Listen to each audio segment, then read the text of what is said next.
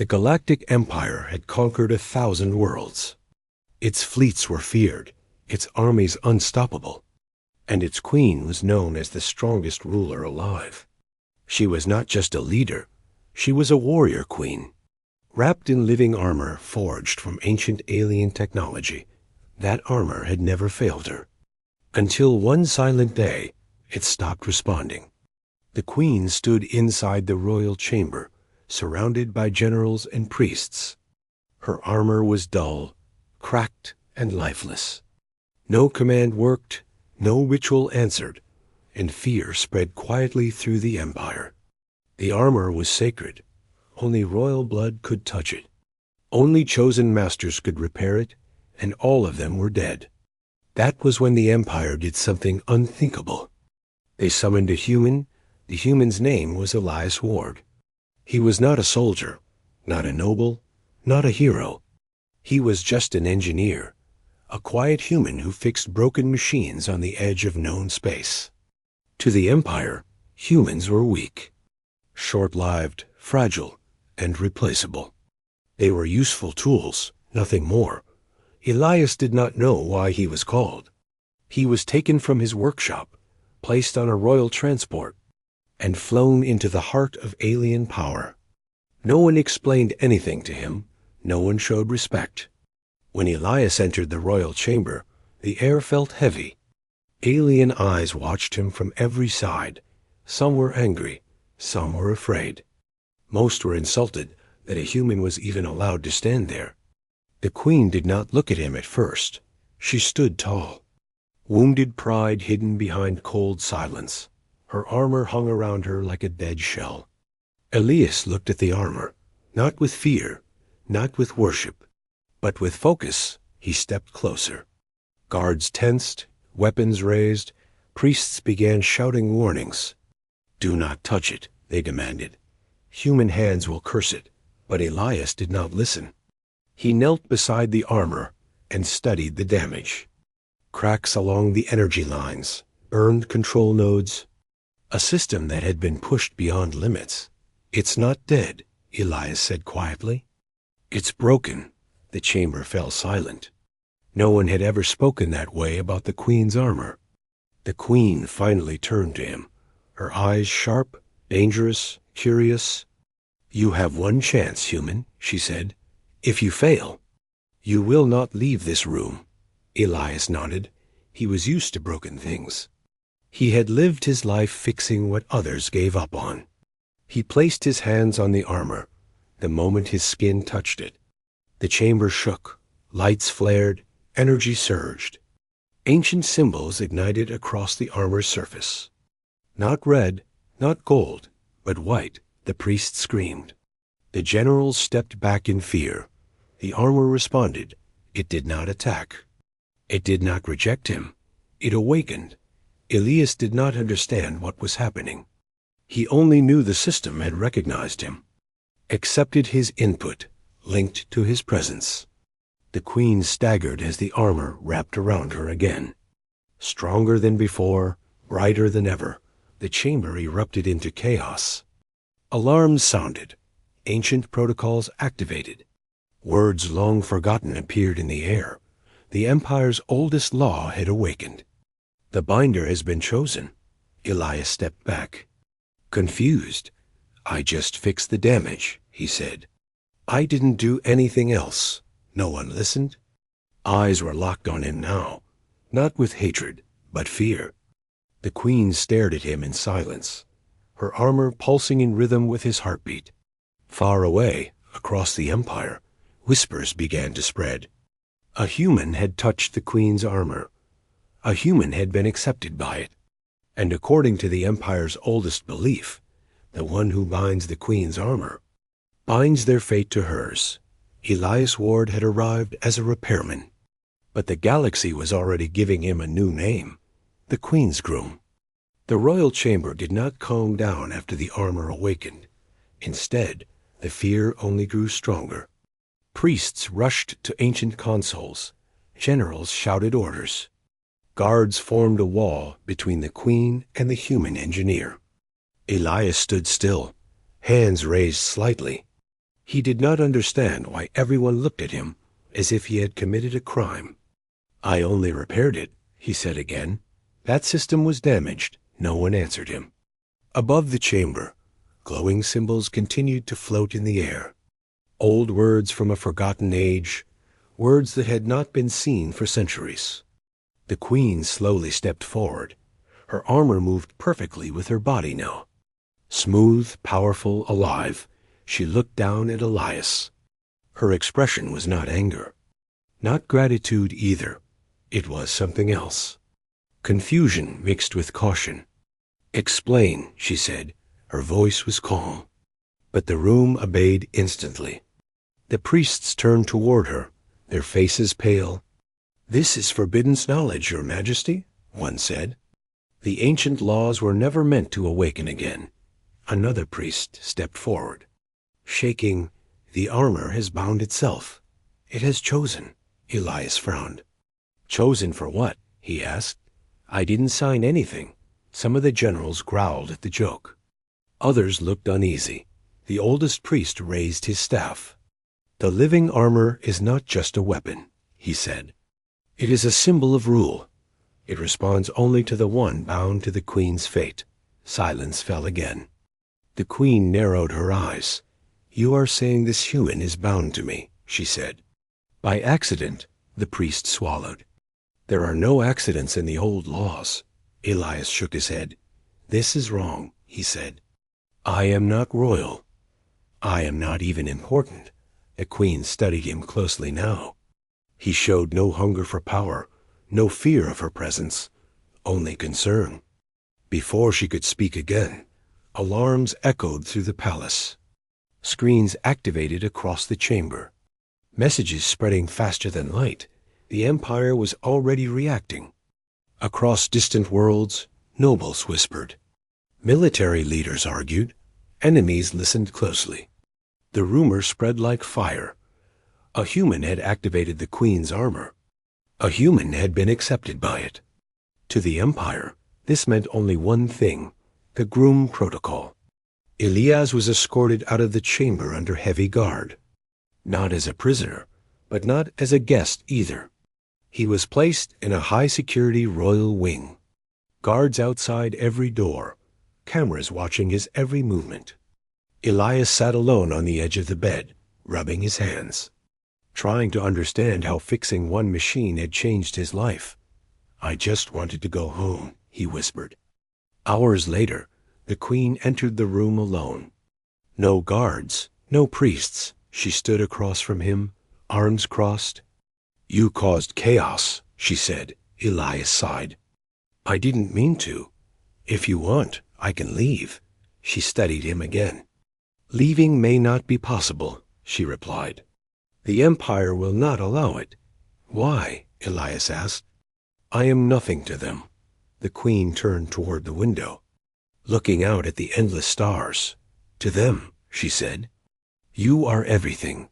She explained the ancient rule, that the one who binds the armor is seen as the queen's chosen partner. Not by love, but by destiny. Elias stood quickly. "That's insane," he said. "I didn't choose this." "Neither did I," the queen replied softly. Before more could be said, a royal broadcast interrupted them. The High Council appeared on the screen. "In accordance with ancient law," the speaker announced, "the binder has been identified. The queen's groom now falls under imperial protection." Elias felt his stomach drop. He turned slowly toward the queen. "You didn't stop them," he said. She met his eyes. "Stopping them would divide the Empire," she answered. "And right now, we have enemies watching." Outside the palace, fleets began to move. Foreign powers whispered warnings. Some prepared for war. A simple repair had become a political weapon. Elias was no longer just an engineer. He was a symbol, a risk, and possibly a target. And somewhere deep within the ancient armor, systems adjusted, waiting for the next test. The Empire did not sleep that night. Messages crossed the stars, all asking the same question. Why had the queen's armor chosen a human?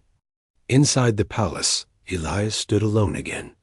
Royal servants avoided his eyes. Guards watched him with mixed fear and respect. He felt out of place. He was surrounded by power he never wanted. The queen sat in the council chamber. Holograms of nobles and warlords filled the air. Their voices overlapped in anger. "This is unacceptable," one shouted. "A human cannot stand beside our queen," another sneered. "The armor has been corrupted." The queen listened in silence. Her hands rested calmly on the arm of her throne. But the armor around her pulsed slowly, responding to something beyond the room. "Our laws are clear," an elder said. "The binder must remain close to the queen. To separate them risks disaster." The queen finally spoke. "This human did not seek power," she said. "He fixed what was broken." The council reacted with disbelief. Some laughed, some threatened revolt. "Feelings do not matter," a general replied. "Symbols do." The queen rose from her throne. Her armor flared brightly, silencing the chamber. "I will speak to him myself," she declared. "And I will decide what he is," the council protested. But the queen had already ended the session. She walked through the palace halls, past statues of past rulers, all of them bound by tradition, all of them alone. When she entered Elias's quarters, he stood immediately, nervous but respectful. "You came," he said. "I needed answers," the queen replied. They stood across from each other, two beings from different worlds, bound by something neither understood. "I never wanted this," Elias said. "I don't want your throne. I don't want your empire." The queen studied his face. "Looking for lies, finding none. Why did the armor listen to you?" she asked. Elias thought for a moment. "I treat machines like living things," he said. "I don't force them. I listen." The queen looked away. "For generations," she said, "my people ruled through command, never through care." She removed a section of her armor slowly. The living metal folded back like a sleeping creature. "When you touched it," she continued, "it felt no fear.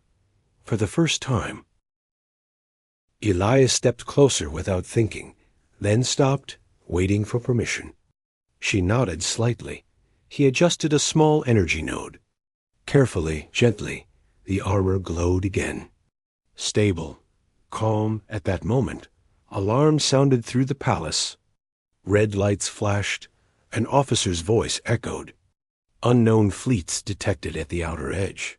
The queen turned sharply. "Who?" she demanded. "3 rival powers," came the reply.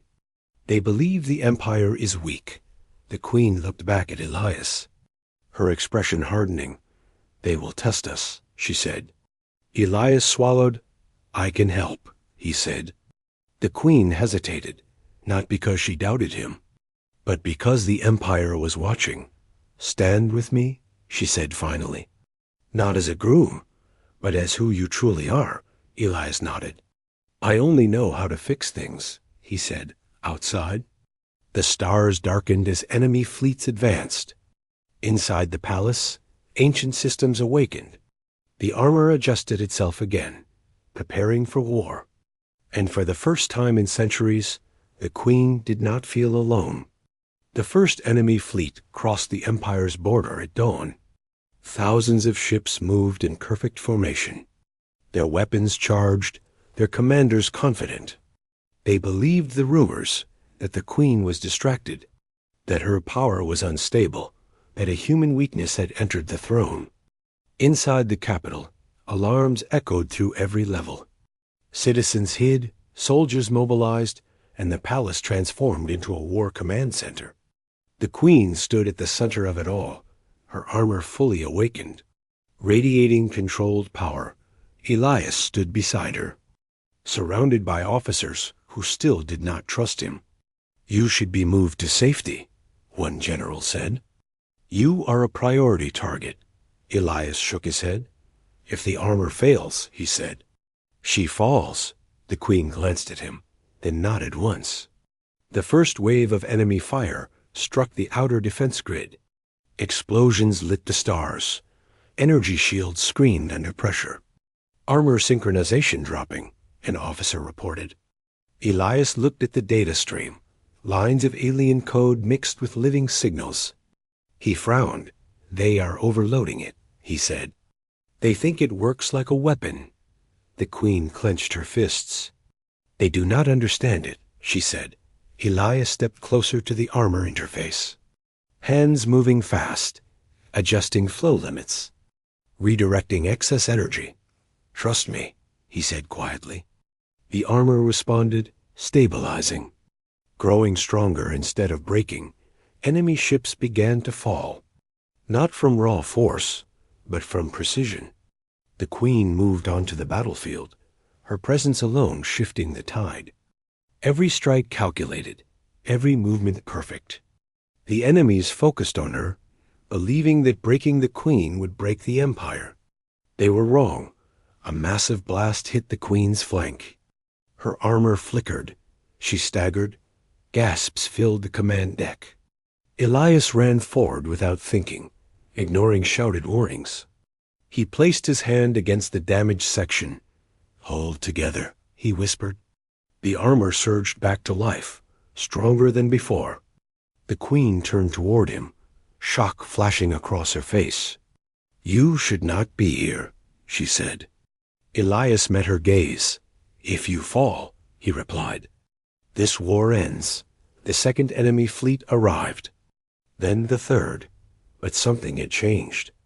The Empire's soldiers fought harder, seeing a human stand where no human had stood before. Not hiding, not running. Reports spread fast. A human engineer was keeping the Queen standing. Not with weapons, but with courage and skill. Enemy commanders began to hesitate. This was not weakness. This was something new. As the final enemy flagship advanced, it targeted Elias directly. The Queen moved instantly. Stepping between the blast and the human, her armor absorbed the strike. Barely holding, Elias worked faster than ever. Sweat on his face, hands steady. "This is it," he said. Last adjustment, the armor locked into a new state. One never seen before, not bonded by blood, but by trust. The Queen unleashed a final counterstrike, not fueled by rage, but by clarity. The enemy flagship shattered. The remaining fleets retreated. Silence returned to the stars. Inside the command deck, no one spoke. They simply stared at the human, and at the Queen who still stood. The truth was now impossible to deny. The armor had not chosen a groom. It had chosen a partner in survival, and the Empire had witnessed it. The war ended without celebration. There were no cheers. Only quiet understanding across the Empire. The enemy fleets were gone, but the shock remained. Inside the High Council chamber, elders gathered once more. Their voices were calmer now, their anger replaced by caution. They had seen the battle. They had seen the armor hold. And they had seen who stood beside the Queen. Elias stood at the center of the chamber. No chains, no guards, only eyes watching him closely. The Queen entered last, her armor resting in a stable glow. No longer aggressive, no longer afraid. The ancient law has been fulfilled, an elder said. But the meaning has changed. Another stepped forward. The binder is not a symbol of marriage, he admitted. It is a symbol of balance. Murmurs spread through the chamber. The Queen spoke clearly. "This human did not claim me," she said. "He stood with me." Elias lowered his head. "I never wanted a title," he said. "I only wanted to help." The council exchanged looks. Then the eldest elder raised his staff. "Then let history record the truth," he declared. "He is not the Queen's groom. He is the Queen's chosen ally," the words echoed. Changing centuries of belief, the Queen turned toward Elias. "You are free to leave," she said. "No law binds you now." Elias looked around the chamber, at the empire that once feared him, at the Queen who trusted him. "I will stay," he said quietly, "not because I must, but because things here can still be fixed. A soft reaction moved through the room. The Queen allowed herself a small smile. Rare, honest, across the Empire, the story spread, not of a groom, but of a human who stood when it mattered. Humanity was no longer seen as weak. They were seen as steady, as reliable, and in the royal chamber, the living armor settled into rest, no longer waiting for blood, but for purpose. Elias Ward had arrived as an engineer. He had become something more, not by power, not by destiny, but by choice. And the galaxy would remember that lesson.